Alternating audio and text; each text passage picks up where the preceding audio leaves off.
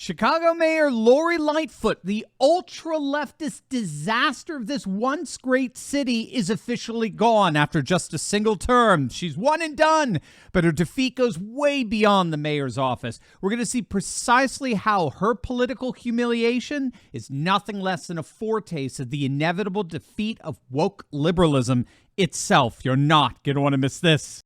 Yesterday, voters in Chicago decisively ousted the incompetent incumbent mayor, Lori Lightfoot, from office. In their general primary election, Lightfoot ended up finishing third behind the more moderate liberal Paul Vallis and the hard-left cultural Marxist Brandon Johnson, garnering barely 16% of the vote. It was a humiliating defeat, making Lightfoot the first Chicago mayor in 40 years to lose re-election after just one term. And she didn't just lose, she was trounced. She was crushed not by one but by two opponents, both of whom will advance to a runoff in April. Now, while Chicago is as blue gets, and they're in the end just trading one leftist nut for another, Lori Lightfoot was a particularly horrific leftist nut. Under her tenure, the city of Chicago saw what was perhaps the single most dramatic societal implosion in its history. Violent crime and murder rates skyrocketed to absolutely unprecedented levels. Just months into her term, downtown residents were literally panicking as the crime rate soared throughout the city. In the aftermath of the George Floyd riots, parts of Chicago were more or less completely overtaken by lawless thugs, rioters, looters, BLM radicals.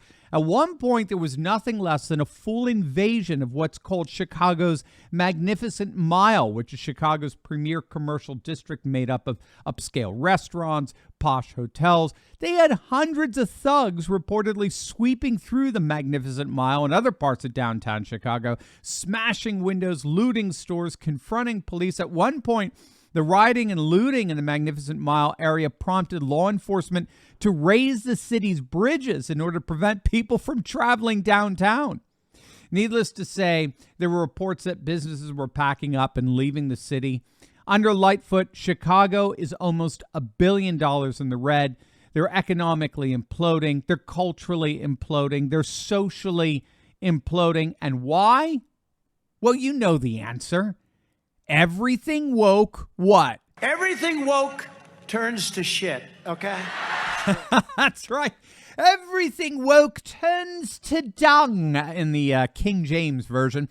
Lori Lightfoot was a number of firsts as Chicago mayor. She was the first black female Chicago mayor. She was the first openly lesbian Chicago mayor. And she was the first woke Chicago mayor. At one point in her torturous tenure 2 years ago, she actually announced that she was granting interviews only to so-called journalists of color.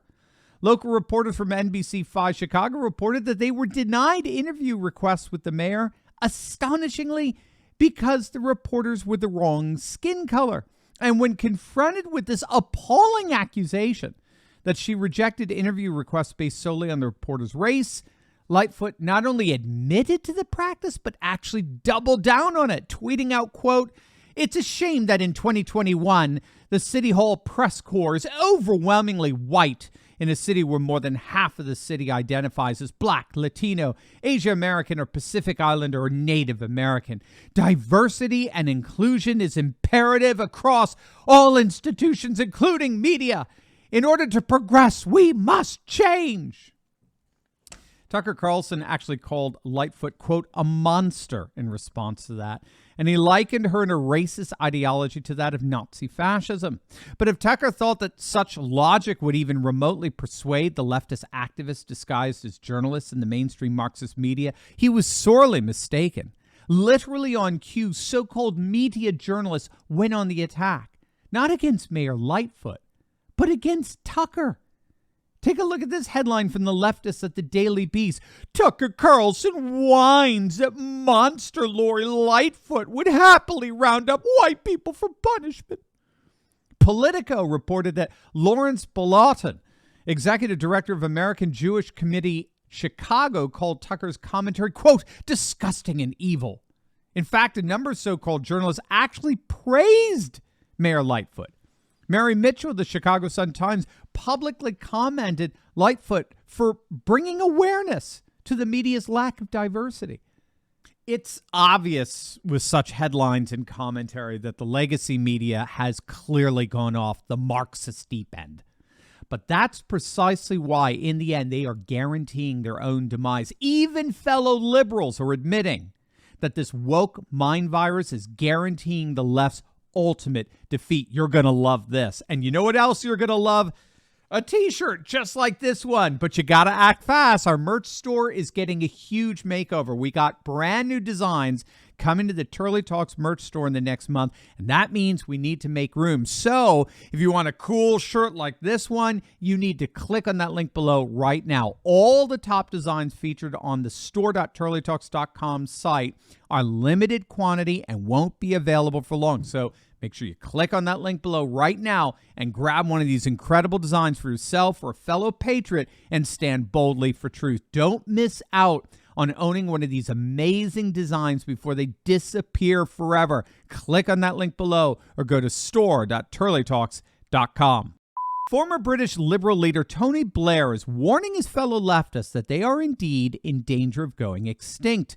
And one of the things that he said that's killing the left is their current fetish with the wokeness of identity politics. And that's because, quote, while people may dislike prejudice, they dislike every bit as much extremism in combating prejudice. That's what the modern day left doesn't understand. The American people, the European people as well, may be very concerned about social inequalities, but that concern does not in any way translate into far left cultural Marxist radicalism.